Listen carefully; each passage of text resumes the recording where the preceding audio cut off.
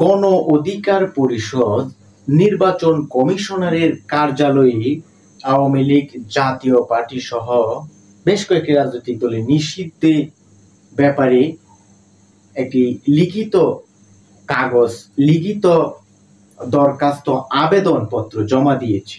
আসলে গণ অধিকার পরিষদের প্রতিষ্ঠাতা আমি বলবো নুরুল হক নূর, তিনি যেভাবে রাজনীতিতে সক্রিয় নবীন একটি দল, নবীন, তিনিও একজন তরুণ উদীয়মান রাজনৈতিক নেতা, তার যে সাহস, যে প্রজ্ঞা, ন্যায় নীতি, আদর্শিকভাবে ন্যায়সঙ্গত, অন্যায়ের সাথে আপোষ করেনি এই নুরুল হক নূর।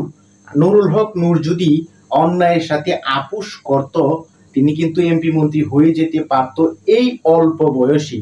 কিন্তু দেশের স্বার্থে, দেশের মানুষের কথা চিন্তা করি, দেশের কথা চিন্তা করি, সকল লোভ লালসাকে ঊর্ধ্বে উঠে তিনি কিন্তু আজকে হিরো বনে গিয়েছেন।